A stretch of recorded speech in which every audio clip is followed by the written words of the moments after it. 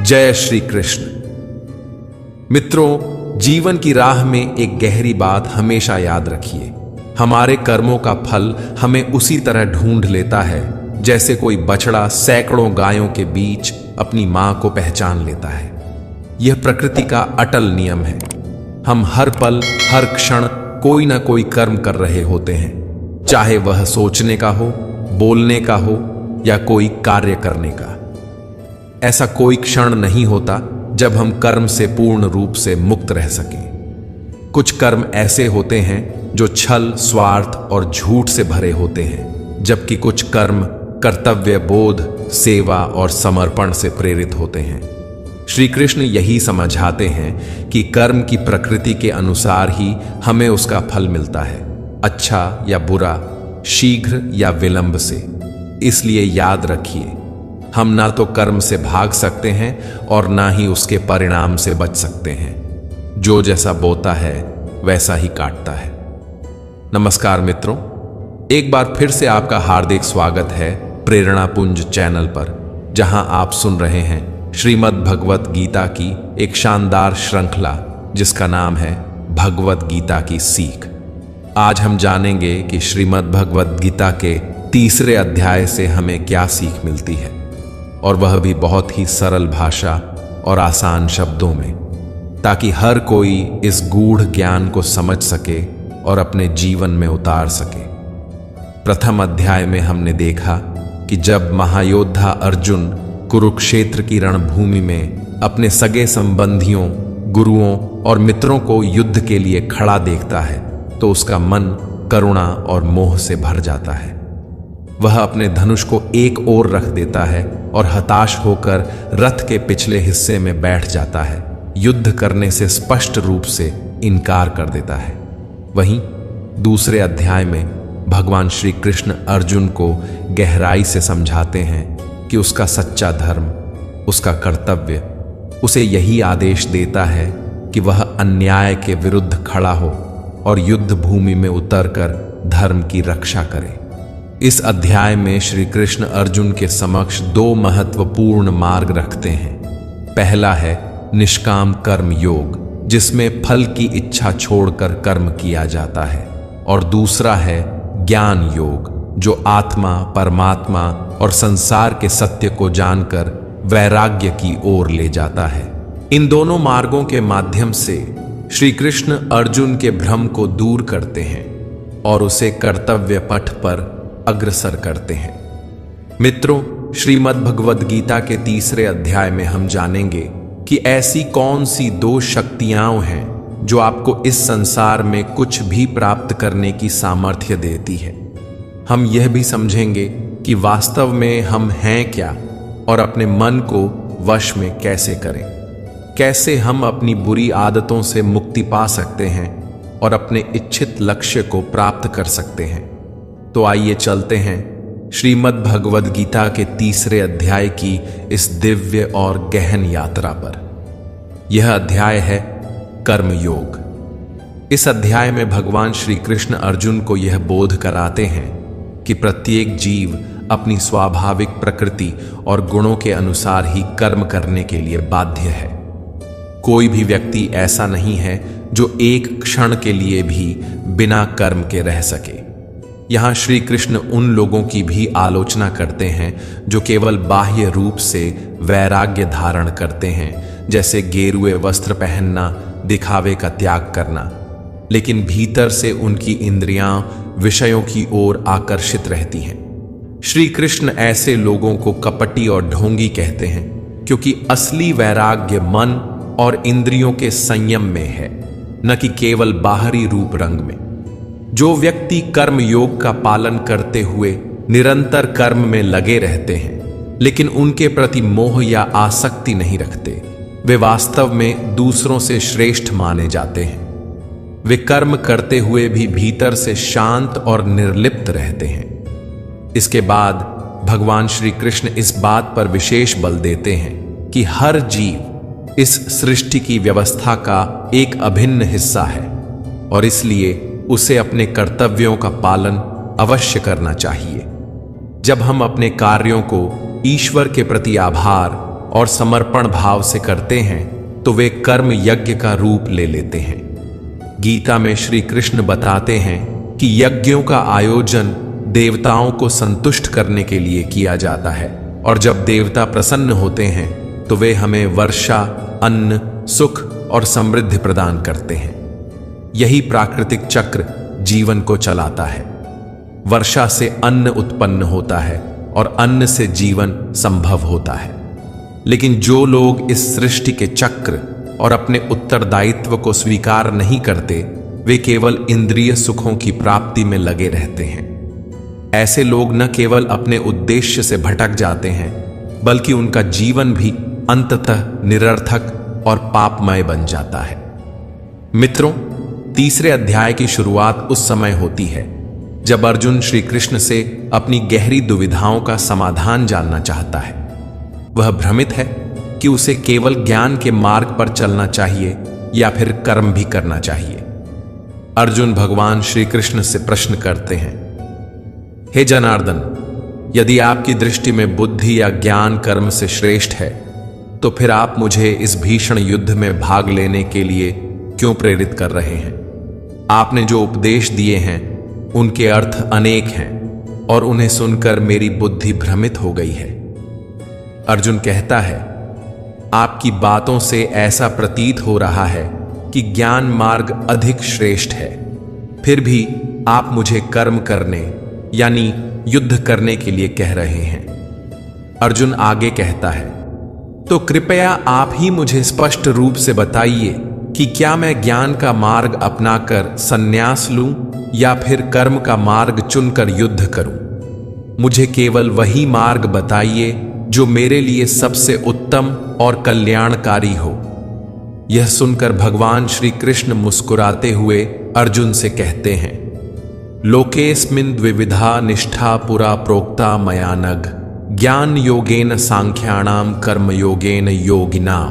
अर्थात, हे निष्पाप अर्जुन, इस संसार में मैंने पहले ही दो प्रकार की निष्ठाओं का वर्णन किया है।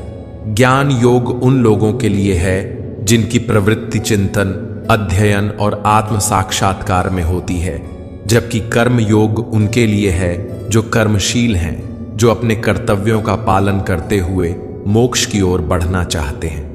मित्रों, योग का अर्थ है ऐसा मार्ग जो हमें आत्मिक उन्नति की ओर ले जाए और हमारे जीवन को सार्थक बना दे। गीता में श्री कृष्ण दो प्रमुख मार्ग बताते हैं, एक है ज्ञान योग और दूसरा है कर्म योग। लेकिन इन दोनों ही रास्तों में एक चीज समान है और वह है कर्म। कर्म करना अनिवार्य है, चाहे आप किसी भी मार्ग पर चलें। इसीलिए श्री कृष्ण स्पष्ट रूप से कहते हैं, न कर्मणाम नारंभान्नैष्कर्म्यम पुरुषोष्णुते न च सन्न्यसनादेव सिद्धिम समधिगच्छति। अर्थात, ना तो केवल कर्म न करने से कोई व्यक्ति कर्मों से मुक्त हो सकता है और ना ही मात्र बाह्य रूप से संन्यास लेने से कोई परम सिद्धि या ज्ञान की अवस्था प्राप्त कर सकता है। भगवान श्री कृष्ण अर्जुन से कहते हैं, चाहे तुम्हें ज्ञान योग बेहतर लगे या कर्म योग, दोनों ही स्थितियों में तुम्हें कर्म तो करना ही पड़ेगा। केवल सोच लेने से या ज्ञान के पथ पर चलने की कल्पना करने से सिद्धि प्राप्त नहीं होती। कई लोग सोचते हैं, हम तो अब कोई कर्म नहीं करते, हम निष्कर्म हो गए हैं। और कुछ लोग कहते हैं, हम तो ज्ञान योग के अनुयायी हैं, हमें सब कुछ ज्ञात है।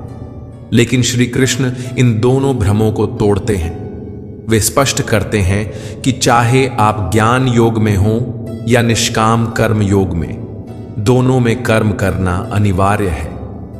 भगवान श्री कृष्ण अर्जुन से अत्यंत गहराई और भाव से कहते हैं कि यदि कोई व्यक्ति यह दावा करता है कि वह अहम ब्रह्मास्मि की अवस्था में पहुंच चुका है और अब उसे कोई कर्म करने की आवश्यकता नहीं है, तो वह व्यक्ति केवल दिखावा कर रहा है। वह अहंकार और भ्रम से भरा हुआ है, क्योंकि इस संसार में कोई भी मनुष्य ऐसा नहीं है जो एक क्षण के लिए भी पूरी तरह निष्क्रिय रह सके। श्री कृष्ण अर्जुन को समझाते हैं कि हर जीव प्रकृति द्वारा उत्पन्न गुणों के अधीन होकर ही कर्म करता है। अर्जुन, तुम भी एक मनुष्य हो। चाहे तुम चाहो या न चाहो, तुम्हारे शरीर से कर्म तो होते ही रहेंगे।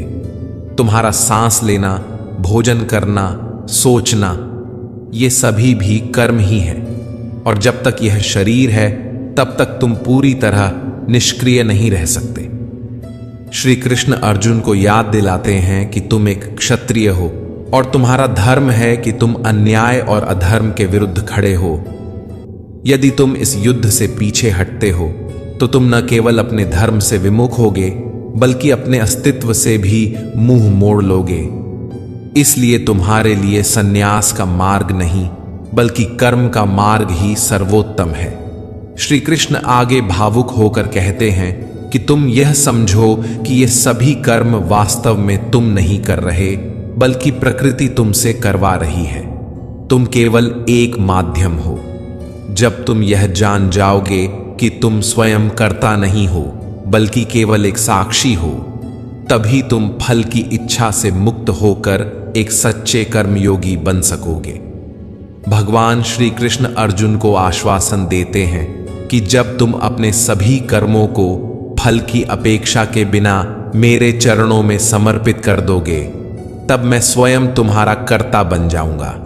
और जब मैं तुम्हारा कर्ता बन जाऊंगा तो तुम्हें वह सब कुछ प्रदान करूंगा जिसकी तुम्हें जरूरत होगी।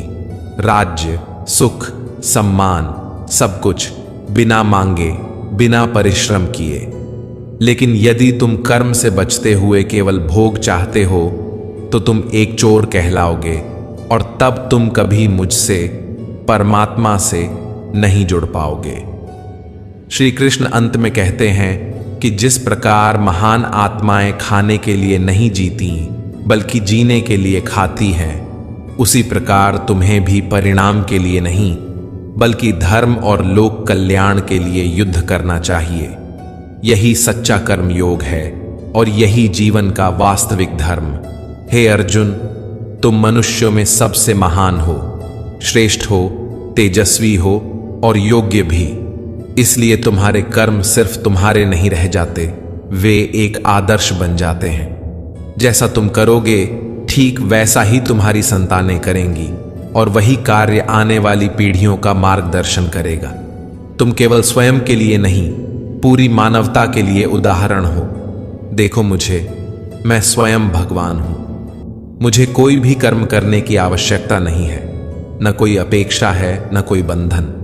फिर भी मैं निरंतर कर्म करता हूं। क्यों? क्योंकि मनुष्य की आत्मा मेरा ही एक अंश है। यदि मैं कर्म करना छोड़ दूं तो यह पूरी सृष्टि कर्महीन होकर विनाश की ओर बढ़ जाएगी।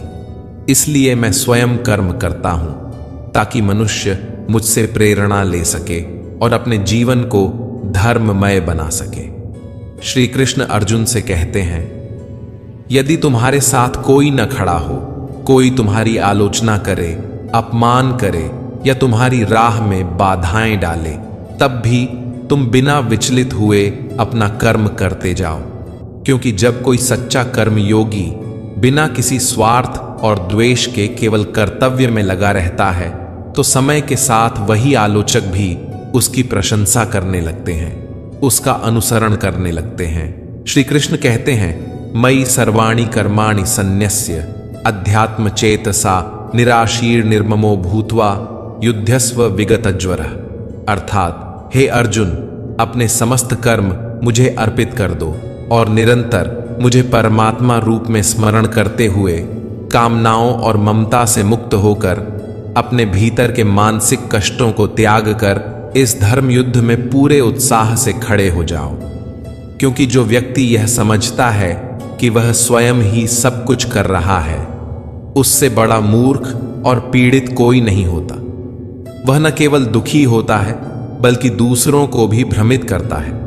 और ज्ञानी जन ऐसे अज्ञानी लोगों से विवाद नहीं करते, उन्हें केवल दया की दृष्टि से देखते हैं। इसलिए हे अर्जुन, तू अपने कर्मों के बंधन में मत उलझ, न मोह रख, न पछतावा कर, न आशा बांध, केवल अपना कर्म कर पूरे समर्पण भाव से, बिना किसी अपेक्षा के, क्योंकि यही सच्चा धर्म है। हे अर्जुन, हमेशा यह बात हृदय में बिठा लो कि अपने धर्म और कर्तव्य का पालन, चाहे उसमें थोड़ी सी भी कमी क्यों न रह जाए, फिर भी दूसरों के धर्म को अपनाने से कहीं अधिक श्रेष्ठ और कल्याणकारी होता है, क्योंकि अपना धर्म हमारे स्वभाव के अनुकूल होता है, जबकि दूसरे का धर्म चाहे कितना भी आकर्षक क्यों न लगे, अंततः वह हमें भ्रम, विफलता और दुख की ओर ही ले जाता है। अर्जुन ने गहरे भाव से पूछा, भगवान, यदि मनुष्य वास्तव में आपके ही अंश हैं, तो फिर उससे गलतियां क्यों होती हैं? वह बुरे कर्म क्यों करता है? यह प्रश्न केवल अर्जुन का नहीं, यह हर मनुष्य के भीतर उठने वाला प्रश्न है कि जब हम ईश्वर के अंश हैं, तो फिर हमसे पाप क्यों होते हैं? भगवान श्री कृष्ण बड़े धैर्य और करुणा से उत्तर देते हैं, हे अर्जुन, यह मनुष्य का शरीर भोग विलास की ओर स्वाभाविक रूप से आकर्षित होता है, क्योंकि उसकी प्रकृति ही ऐसी है। जब उसकी इच्छाएं पूरी नहीं होती तो वह क्रोध से भर जाता है। जैसे धुएं के कारण अग्नि छिप जाती है, वैसे ही कामना और क्रोध के कारण मनुष्य की बुद्धि ढक जाती है और वह धर्म, कर्तव्य और परमात्मा को देख ही नहीं पाता। श्री कृष्ण कहते हैं, इन्हीं कामनाओं और क्रोध के वश में आकर मनुष्य अपनी इंद्रियों और मन पर नियंत्रण खो देता है और कई बार ना चाहते हुए भी गलतियां कर बैठता है। और फिर भगवान अर्जुन को एक महान सत्य से परिचित कराते हैं, हे अर्जुन, तू यह सदा याद रखना कि इस शरीर से अधिक शक्तिशाली है इसकी इंद्रियों से भी ज्यादा बलवान है मन से भी ऊंचा स्थान है बुद्धि का, और इन सब से भी श्रेष्ठ और परम है तू, आत्मा। इसीलिए हे अर्जुन, तू आत्मा के बल से अपनी बुद्धि को वश में कर, बुद्धि से अपने चंचल मन को नियंत्रित कर, मन से इंद्रियों को संयमित कर, और फिर तेरी इंद्रियां तुझे सही दिशा में कर्म करने के लिए प्रेरित करेंगी। मित्रों, आइए आज हम भगवान श्री कृष्ण की कही हुई उन दिव्य बातों को आधुनिक जीवन के दृष्टिकोण से एक भाव के साथ समझने की कोशिश करें। इस संसार में हर परिणाम केवल दो चीजों से आता है, ज्ञान और कर्म, अर्थात आपकी सोच और आपकी मेहनत। लेकिन ये दोनों अलग अलग अस्तित्व रखते हैं। जब हम ज्ञान और कर्म को एक साथ संतुलन में जीना सीख लेते हैं, तभी जीवन में सच्चा परिवर्तन आता है। आज की तेज रफ्तार जिंदगी में जहां हर कोई किसी न किसी दौड़ में शामिल है, वहां यह अत्यंत आवश्यक हो जाता है कि हम केवल कर्म न करें, बल्कि उस कर्म को सही ज्ञान से जोड़कर करें। ज्ञान का अर्थ केवल किताबें रटना या परीक्षा पास करना नहीं है। सच्चा ज्ञान यह है कि हम स्वयं को पहचानें, हमारा लक्ष्य क्या है, हमारी क्षमताएं और कमजोरियां क्या हैं, और हम किन उपायों व रणनीतियों से उस लक्ष्य तक पहुंच सकते हैं। जब हम स्वयं की पहचान कर लेते हैं, तभी हमारा ज्ञान योग शुरू होता है, यानी चेतन अवस्था में आत्म जागरूकता के साथ आगे बढ़ना। परंतु इससे भी बड़ा और गहरा सत्य यह है कि हम यह शरीर नहीं हैं, हम आत्मा हैं, एक शुद्ध, शांत और परम चेतना।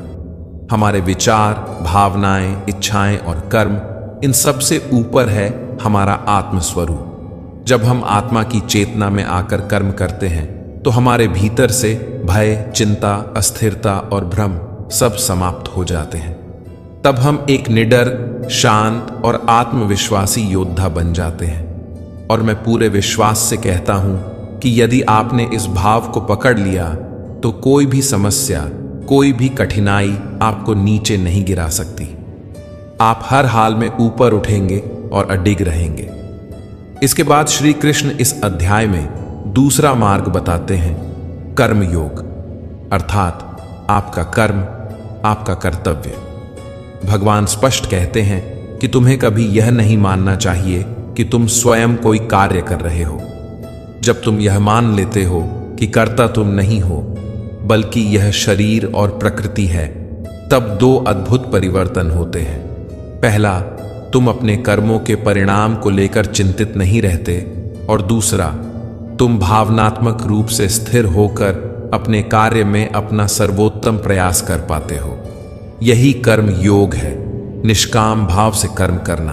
और अंत में सबसे महत्वपूर्ण बात, जब फल तुम्हारे हाथ में नहीं है तो अच्छा हो या बुरा, उसे अपने अहंकार या हीनता से जोड़कर दुखी मत हो। श्री कृष्ण ने स्पष्ट रूप से कहा है, कर्म करो लेकिन फल की चिंता मत करो। तुम्हारा अधिकार केवल कर्म पर है, फल पर नहीं।